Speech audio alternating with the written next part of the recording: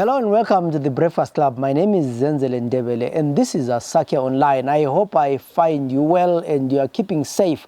We know COVID is still around and we have seen cases are going down, but chances of you getting COVID are still high. We have seen, many people going for testing, and recently, I think this week, we reported that at a girls' college, about 3 students tested positive to COVID-19, and we have seen the numbers nationally going down, but people are still dying from this disease. I hope you are also going to take the vaccine, because there have been so many stories of the COVID vaccine, but I'm happy to say I have now taken my 2 doses of the Chinese vaccine. I didn't speak Chinese. I'm feeling very well, and I would encourage everyone else who has an opportunity to get the vaccine to please do so, because that's the only way we can effectively fight this pandemic. I know there are still questions about the efficiency of all the vaccines that are in the market, and also how they are going to react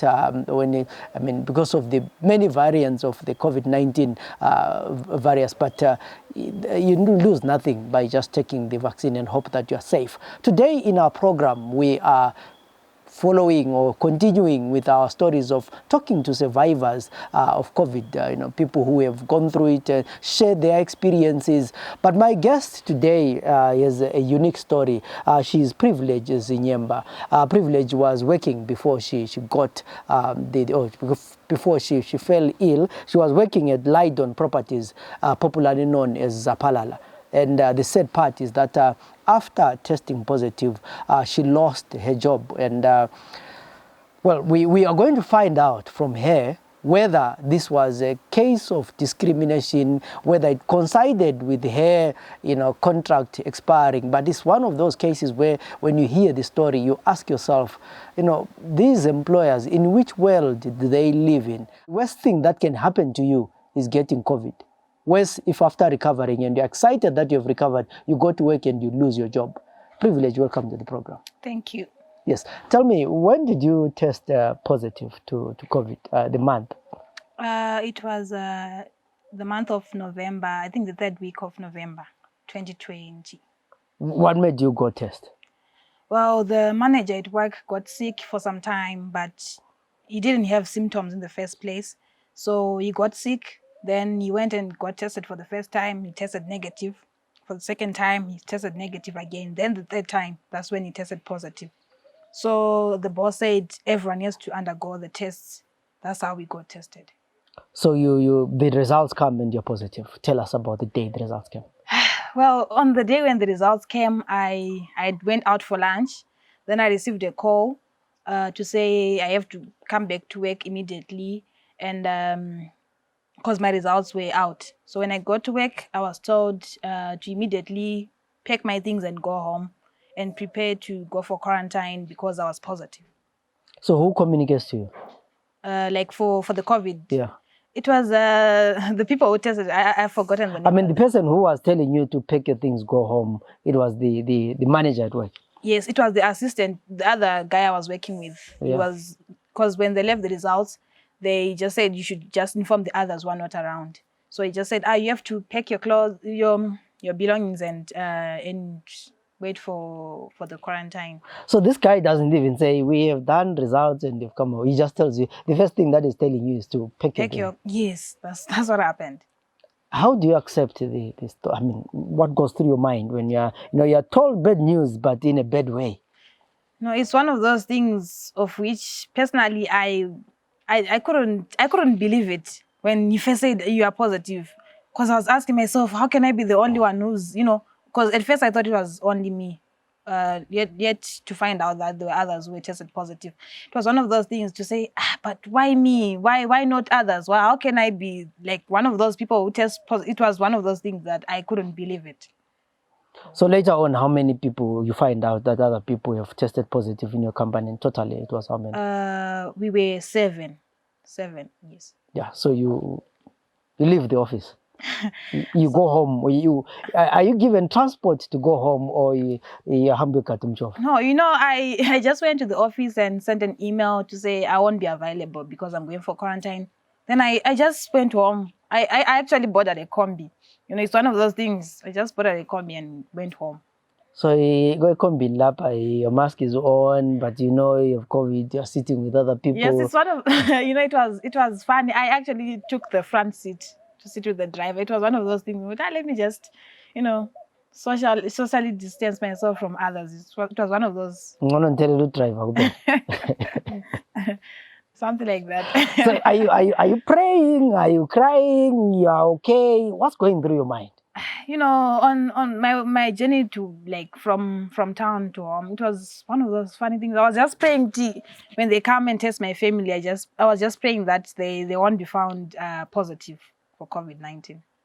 So you drop, you get home. It's in the afternoon. Yes. And everyone is asking, why are you here this time? It's one of I got home.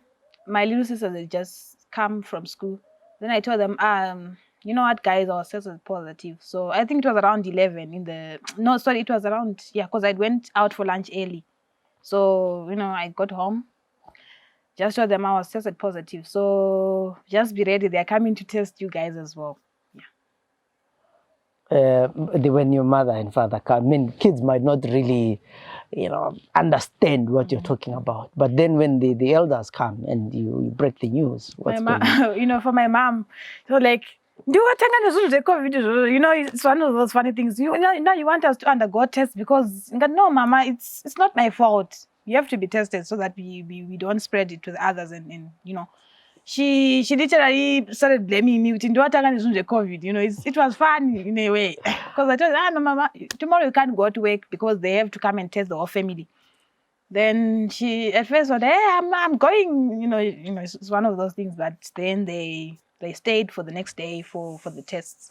And the guys came. Yes, the guys came. They now knew my house. They never at time they never even called me to say, you're now coming. Just hear a hooter outside the gate saying, come out. So when are you then what do? You quarantine, you go to an isolation center, what happens? Okay, the day when they tested my family, the response team just told me to pack my bags and prepare because an ambulance was coming in an hour's time. So I just packed my bags, my essentials and all, and waited for the ambulance. So the ambulance comes, it was funny, it was sounding the siren. So everyone in the wood was just, asking, what's going on? Everyone was now out wanting to see what's going on. They would be wearing those those white, white clothing and all. Everyone was, what's wrong with this girl? Is she, people start asking a lot of questions. Then they came. They called my name through that. What's Hailer. They say, can you? But they've been dramatic. It was sort of dramatic, Like no, it's fine. Then I got into the ambulance and they took me to Elangeni Training Center for the quarantine. Yeah. So how long do you stay at Elangeni? I stayed for 10 days. Yes, it was 10 days. So throughout, you never really, did you fall sick? Was there time when you were really feeling like, no, I felt a bit sick before I was tested. So I think, I was just feeling a bit funny. My eyes were, were paining. My body was I was just feeling a fatigue. So, but when after I was tested positive, I was perfectly fine. So it was one of those things, how can I, test positive when I'm now, feeling okay and all. Yeah. You work in a busy place, it's a supermarket. So during those days when you didn't know what was the problem, how did you manage to, work? Because it's a demanding kind of space. Okay. During those days, I remember, I think for the first 3 days, I'll just go to my office and literally just sleep. Then maybe wake up after an hour, but still my body was still feeling, fatigue and all. Ask myself, is this COVID? What is, you'd be asking yourself a lot of questions. What's wrong with me? But I would spend most of my hours sleeping at work, So you come from the quarantine, you've done your 14 days. At what point do you go back to work?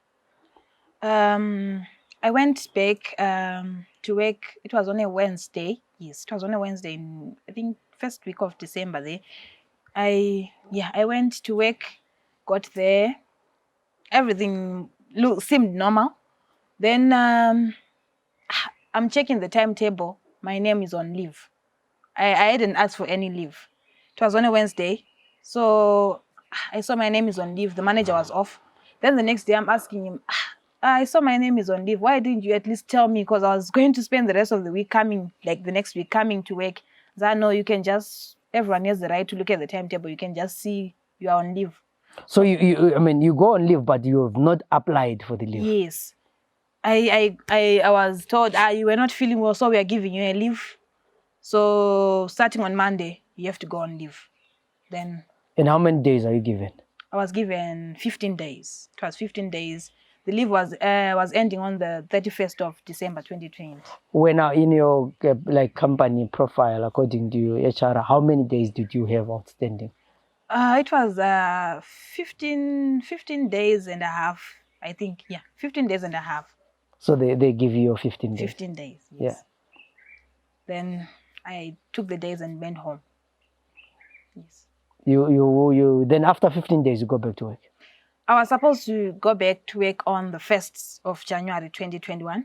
Then I received a message from my manager saying I should take a day off and report to the HR I can't remember the dates, but it was on a Saturday. So I know that the head office, they don't work like during weekends. I called the HR and said, my manager said I should report to you today. I'm like, no, you can come on Monday because we don't work during weekends. Then I reported to the HR on Monday. I think it was on the 4th of January. Yeah, when you get there, what's the story? I get there. He wasn't at work the time I got there. I think I waited for about an hour or so, waited for him. When I got there, he said, you can come through to my office. When I got to his office, he says, we are sorry to tell you that your contract has expired, meaning you are no longer part of our organization. So thank you for the time that you have worked with us. So, it felt so funny. We can just say your contract has expired. So I'm like, okay, I understand what you're saying. So did I do anything wrong? I asked, is there anything that I did that is wrong? I'm like, no, you didn't do anything wrong. So at least give me a reason why my contract wasn't renewed. It's like there's no apparent reason. Yes. So by this time, what position do you have? I was a cashier. At the same time, I was an assistant manager on probation. So now you have been promoted to assistant manager, but yes. You were on probation. Yes. So and when was your probation ending? I had asked him, when is my probation ending? He just told me after you grasp all the concept that I'm going to teach you. So that was like you. So how long have you been acting assistant manager? I think for a month and a half, maybe, somewhere there. And you had not been called for any disciplinary hearing, or you had not been told that anything is not going okay? No, I wasn't. So before you got sick, everything was fine? Yeah, everything was fine. Everything was going smoothly. Because the time when the manager got sick, the other guy he came from head office, Sabelo, we were working together, managing the shop. I had grasped everything, but he wasn't around for me to ask him, say I've grasped everything. So why don't you, approve me now? He wasn't around. So these guys, you get sick, you are given leave that you have not applied for. You go back, you're told your contract expired. How did you feel? Well, personally, it wasn't one of my best days. I was furious because it's one of those things you've been promoted, you're expecting to go a long way. It was one of those things. I don't know. I didn't go well for me. I felt I was somehow stigmatized because I contracted COVID-19. So. Do you think the reason why you were given the 15 days was because they wanted you to clear your day so that they don't owe you? Personally, when I was given the leave days, I didn't put much, thought into it. Why am I being given? I thought, maybe it's because I was sick. Let me just take the days. But the day when he sent me the message to say report to the HR, it then unveiled to me, why am I reporting to the HR? Aren't I supposed to just report back to my work? It was one of those things. Like, it's okay. So, you're not the only person who was sick in this company. No. And I mean, a number of you had tested positive. So what happens to other friends when you come back to work? Did they come back to work? Were they also given leave? Well, we were. I think from our branch, we were tested positive. The 7 of us were tested positive. Then 3 of us went for quarantine at the quarantine center. Then the others were quarantining at home. So after that, we opened a group. It was such a like a social group for COVID-19 survivors at work. So I don't know how things went on. I was just summoned to his office, the manager's office, to say, I know that you guys opened a group for some other funny reasons. I'm like, I don't understand what you're talking about, because the group was opened for, an outing just for celebrating that we survived COVID.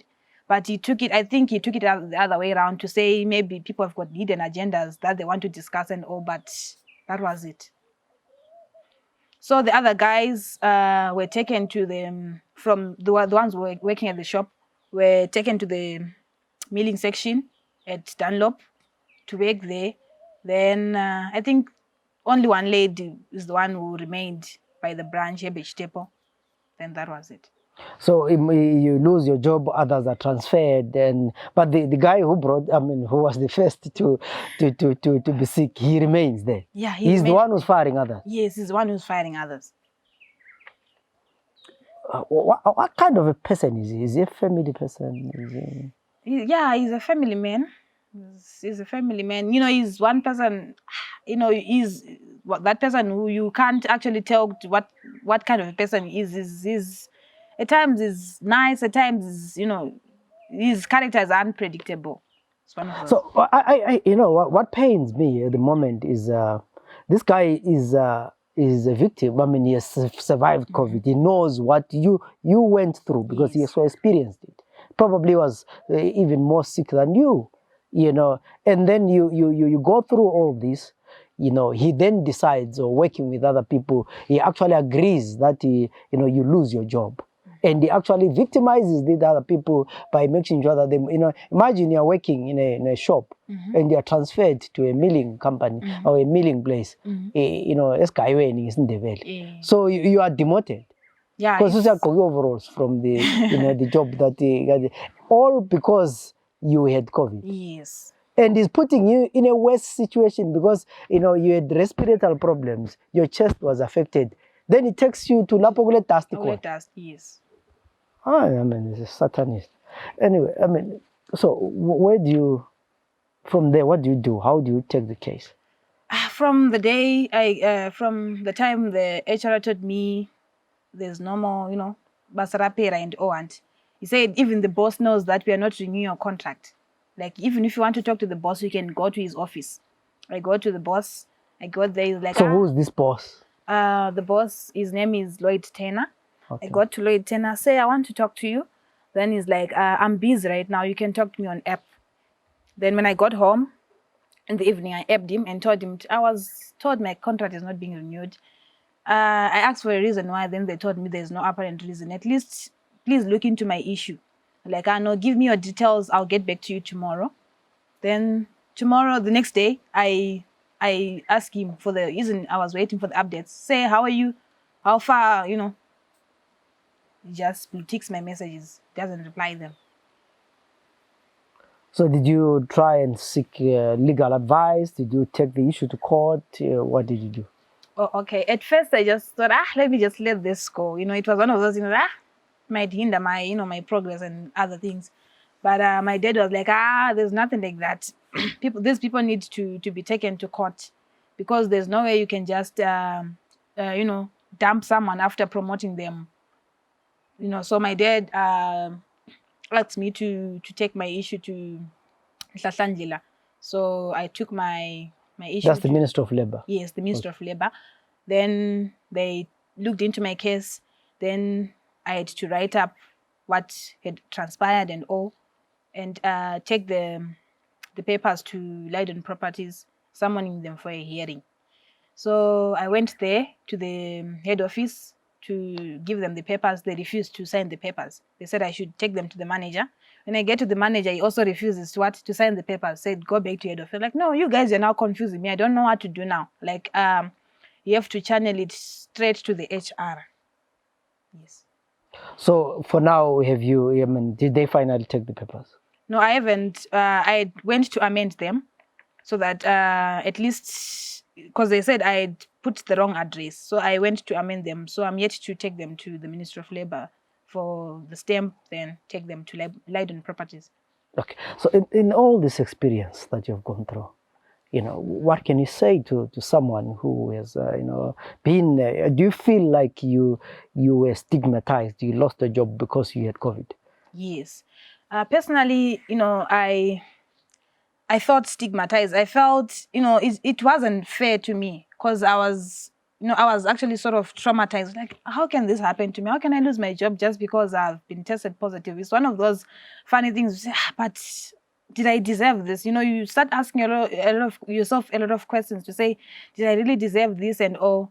But all I can say to someone who is tested positive for COVID, there's, it's not, COVID is not all about people dying and I'm a survivor. I can testify that I'm a survivor. I didn't die. I'm still, I'm still alive.